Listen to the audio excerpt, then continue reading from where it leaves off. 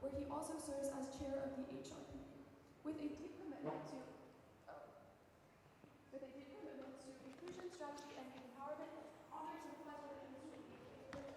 So please welcome Andre Cohen.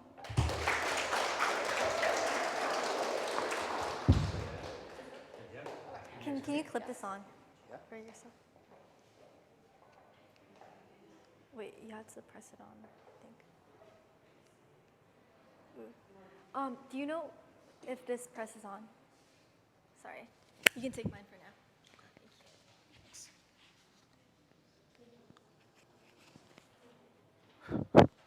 Is that good? Yeah.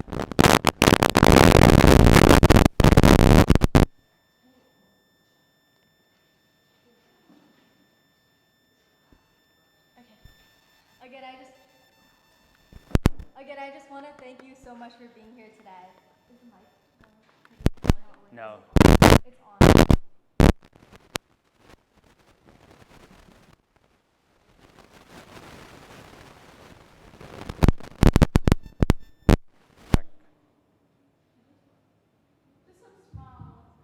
Check. There we go. Did you guys hear us in the back without the mic before? Yeah. Okay. We'll speak up. We'll speak up. So thank you so much for being here today. It's an honor to have you. So let's start off by talking a little bit about who you are. So you've spoken about the importance of bringing your authentic self to work. As a member of the LGBTQ community, success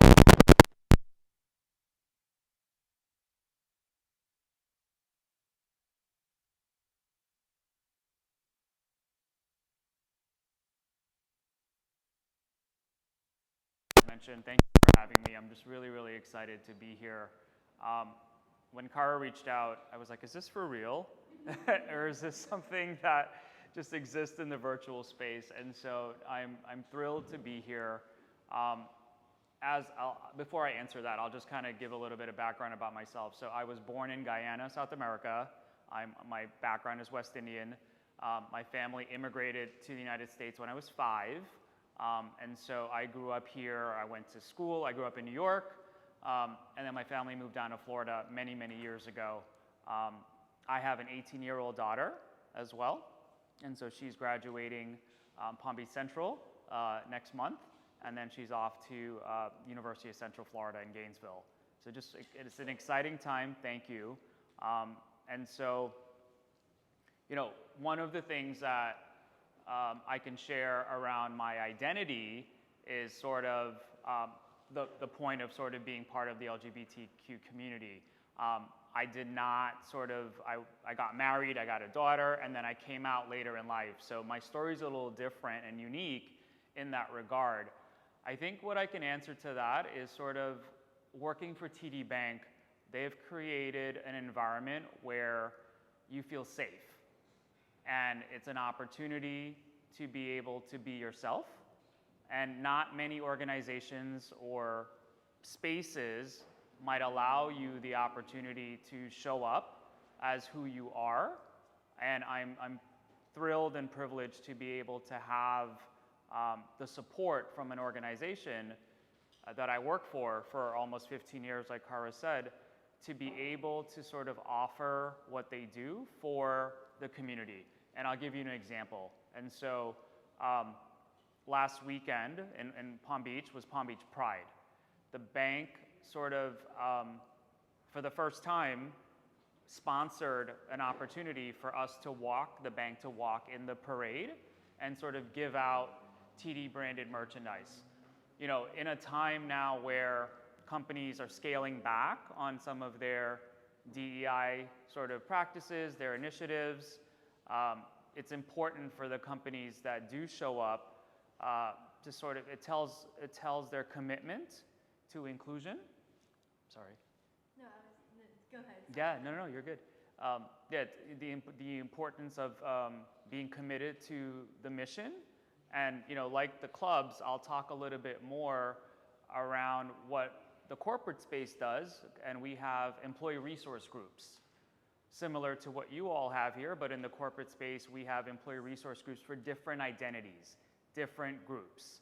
So for example, many companies will have an employee resource group for the LGBT community, Black colleagues, Asian colleagues, women in leadership is one that we call that. So think about the marginalized groups and what that could look like in the corporate space. And the purpose of these ERGs is similar to what our previous speakers talked about, is giving opportunities to different groups so that folks can grow and rise in the organization with support from other members of their community. Right, thank you. So let's tap in more on your experience at TD Banking and at those corporate spaces. So at those financial sectors, because TD Banking, right, in your banking world, part of the mission is to embrace financial inclusivity and to make sure that the marginalized groups get resources to financial resources and guides as well. So what does financial equity mean to you personally? I think it means a couple of things. One, it means to sort of provide access, more importantly, to different groups to be able to grow wealth, whether it's generationally or not. I'll give an example. And so how many students in the room have a bank account? Can you show of hands? Okay. Do you guys have a debit card that comes with the bank account? Okay. Are you guys able to Zelle? How many people are able to Zelle with their bank account? Okay. So my daughter, she just turned 18 last week. Prior to that, we were on account together, my name and her name. She had her own debit card. But she was not able to Zelle. And she said, Daddy, why can't I do that? My friends are moving their money around in different accounts. I said, well, and when we asked the banker at TD, they're like, you have to be 18. And so she waited. So then last week was her birthday. The day after, I texted her. I said, are you able to Zelle? She said, yes, I can Zelle. I said, okay, well, that's a great example of access to be able to do some of the basic things that we all think should just come with having a bank account, right? And so if you think about, there are some groups that can't even go into a bank and open up an account. They may not have a social security number. They may not have good enough credit to be able to have a bank account. And so many folks just use cash. Who carries around cash around? Who pays with cash these days? Yeah? Yeah, I don't. It's just, you know, we're also used to swiping our cards, tapping, right? And so those are little examples of access and what that could look like in very simple terms, but it's also really, really important to sort of, if you don't have a savings account, I encourage you to open up a savings account. Sort of, you know, think about what that looks like, because we live in this virtual world of where money just sort of moves and we don't really see it. If you're not touching it, feeling it, you don't have a way of knowing how quickly that's moving.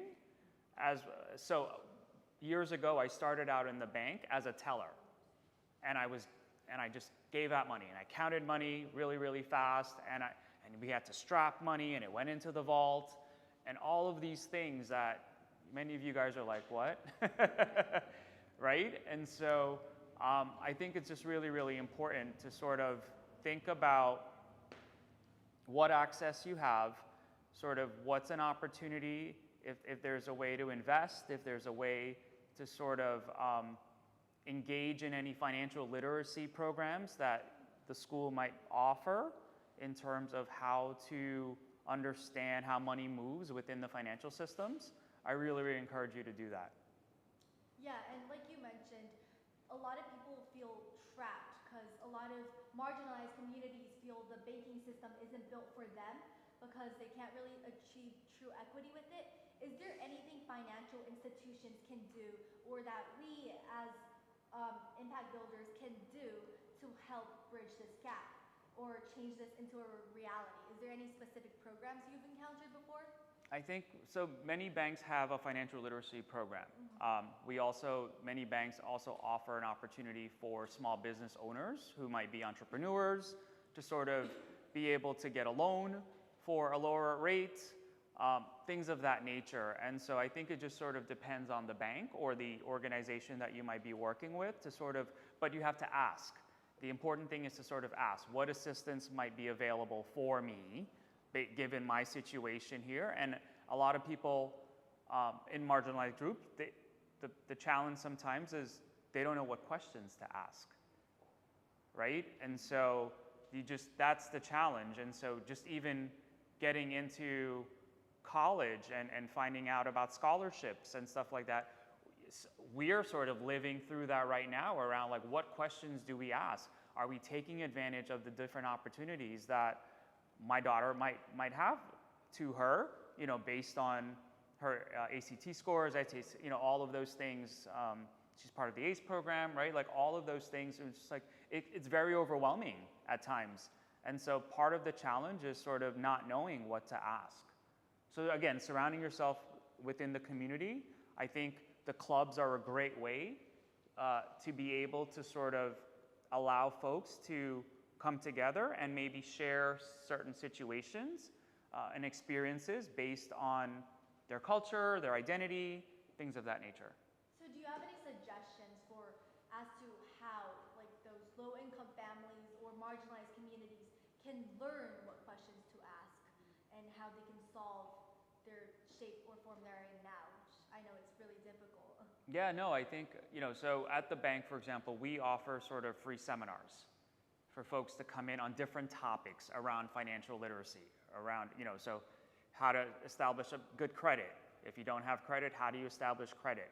How do you apply, if you're an entrepreneur or small business owner, how do you sort of learn how to qualify for a loan for your small business, right? So there are different programs that different banks may offer. The key is to sort of, how do you know about them? How do you learn about them? And so that's the challenge at times. And I don't think there's a silver bullet answer on sort of how to go about doing that.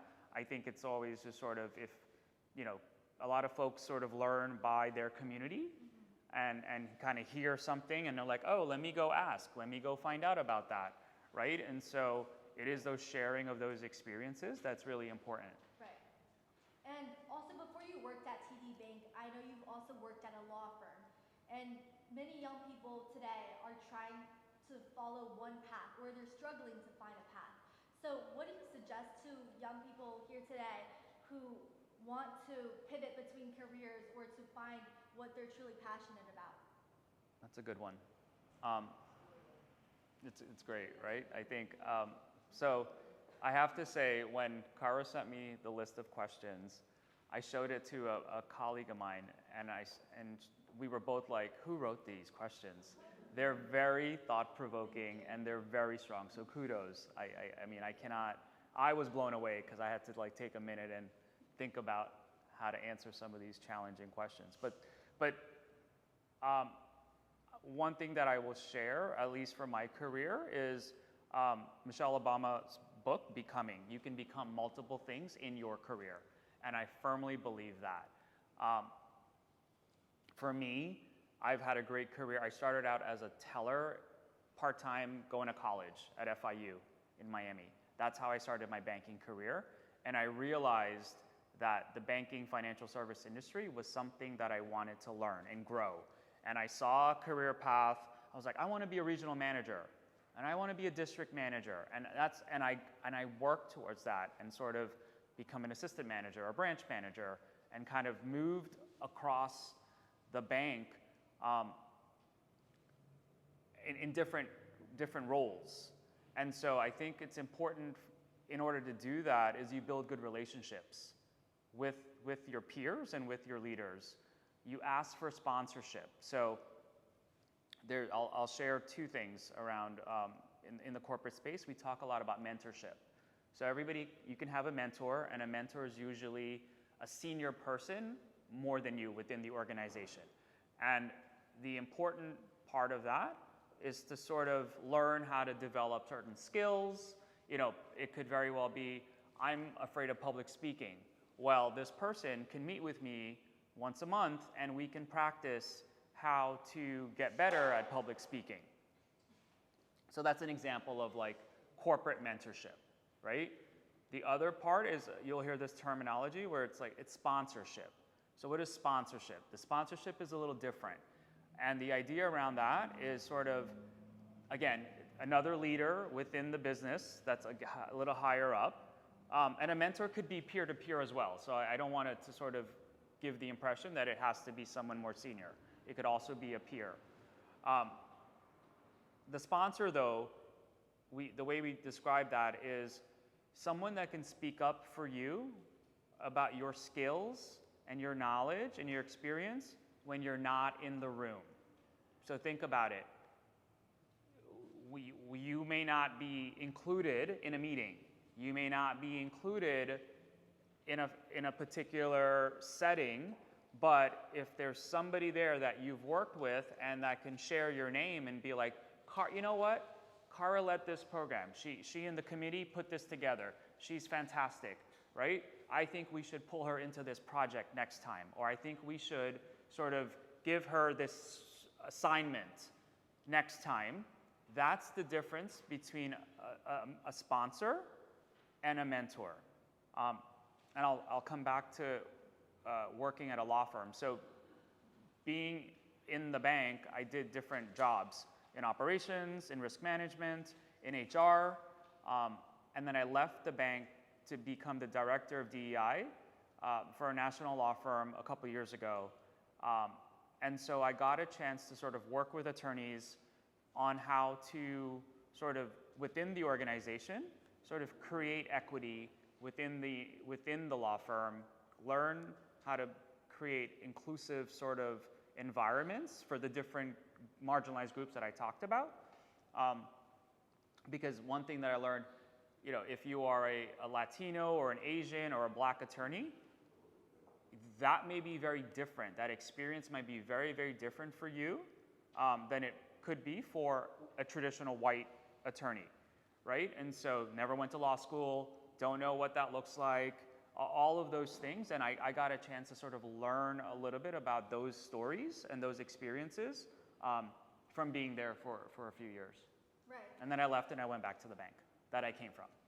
So it talks about culture, right? So culture is really, really important. And I went back to TD because of the culture. You know, they are an organization that is a culture that cares. I'm privileged to work there, and I'm so excited and passionate about the work that we do, and to be able to come out and sort of be engaged in opportunities like this. Right. Speaking of passion and like culture you worked in, I know you also serve as a board member for Boys and Girls Club, which is a club essentially that helps with youth empowerment. So what do you see as the most significant impact Boys and Girls Club has done for those more marginalized kids and communities? Yeah, no, that's a good one. So Dr. Lowry and I were board members for the Boys and Girls Club of Broward County. So I've served on the board for about 5 years. And I think what inspires me about doing that work is the opportunities that are afforded to the youths that go to the clubs. So for $15 a year, a child can go to the clubs and sort of have different programmings and access. And one of the things that I've seen is sort of what that does to the self-esteem of some of these kids that, you know, come from difficult upbringings, childhoods, neighborhoods, stories, poverty, right? It could be all of those things, but they're given opportunities, like many of you, to sort of go to public speaking classes, learn a trade, learn a skill, learn sort of, I attended Career Day last year at American Heritage in the Broward campus, where many different organizations across Broward County came to the school, and the club kids got an opportunity to see what those careers could look like, right? So again, access, information, a day in the life, All of those things are really, really important, and I've gotten a chance to see not only how that helps the youths that go through those programs, the graduation rate is significantly strong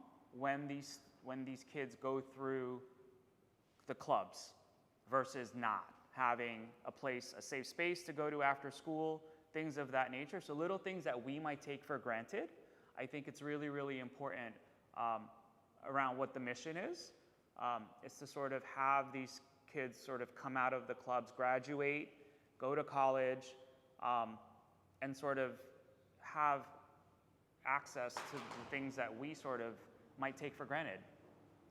So is there any stories that you would like to share that has confirmed your passion for this work, or any inspiring stories from how young kids come to the Girls and Boys Club and benefit?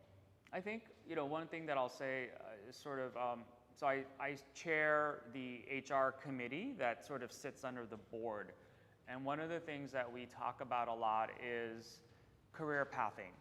What does that look like, right? And so someone may come in and work in the clubs. We have 12 clubs across Broward County. But then they're like, how do I get from being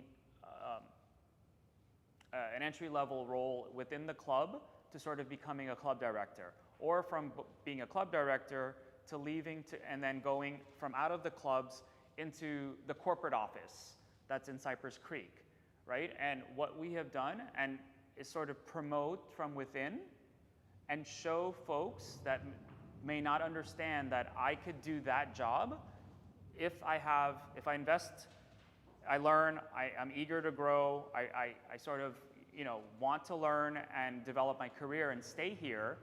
But we've also sort of showcased what that could look like. And because many folks come in as an employee and it's their first job or a second job, and they don't realize what they can do after that. And what we've done is, within the last 5 years for me being there, and again, a voice at the table to say, let's promote so-and-so. So-and-so has sort of become the director of business development. So-and-so, who was a club kid, has now graduated, realized that they want to continue working for the clubs after being a club kid, and then 15 years later, they're the director of a program or something like that. That's inspiring for me to sort of be able to see and help sort of shape what that could look like. Right. Yeah. And also, as a board member, you've often said to be involved in change. So how do you encourage the young students and high school students here today to really take key steps to drive positive change? That's loaded. I think, be engaged. I think sort of show up for events and activities like this. Hopefully, I heard this is the first one, right? But I think it's very successful, and I think the more that you all do and sort of continue the conversation around equity and inclusion. Inclusion's a word that's not going away. It's something that sits within your heart, right? And we all sort of want to be inclusive. We all want to be included in something. We all want to be asked our opinion about something. Those aren't hard things. And I think if we lead with our heart and our minds, you all will go very, very far. Thank you. Let's end off with the last question of the day, a very controversial, let's say, topic, maybe a question. So I know you have a degree in diversity and inclusivity, HR management from Cornell, and you have done training on that. And critics of DEI programs in fields like law, banking, and all that argue that these initiatives are ineffective and can actually marginalize more groups. So, based on your experience leading DEI efforts in both legal and banking sectors, how do you respond to those critiques, and why do you believe such initiatives should or should not continue? Yeah, I think I touched on that. So DEI is a hot topic right now, right? And that's something that is wavering. But I also feel, like I mentioned earlier, companies and organizations that sort of stay true to the mission, stay true to, when you look at a leadership table and you see the same type of people at that leadership table, that does not offer diversity of thought, right? So if it's a table of all white males, you're going to get sort of the similar view. However, if you engage women, if you engage people of color and sort of develop them, promote them, you're going to sort of get a different experience as it relates to rolling out a new product, rolling out a new service. What does that could look like for someone else that's different from the sort of homogenous conversations that might exist, right? And although things are changing, I think the transformation that will come out of this is organizations that stay true to the conversation, the mission, sort of inclusion. That's not going away, right? When we talk about equity, we also talk about gender equity. We talk about women traditionally get paid less than men, right? That's a fact in corporate America. So if we were to sort of take away sort of that conversation, what does that look like, right? And so so sitting in HR, being able to sort of have those conversations when a female becomes a vice president and we're paying her $50,000 less than a white male that would have been promoted into the same job, is that fair? Okay, so again, you take away some of these initiatives, you take away some of the conversations that might need to happen, what does that look like for that individual, and what does that experience sort of feel like, right? And so, again, that's just one part of the story when we talk about equity, but it's really important, and I think it's a real life example of some of the things that we do talk about in corporate America. Yeah, thank you. Thank you so much for your time. Thank you guys so much.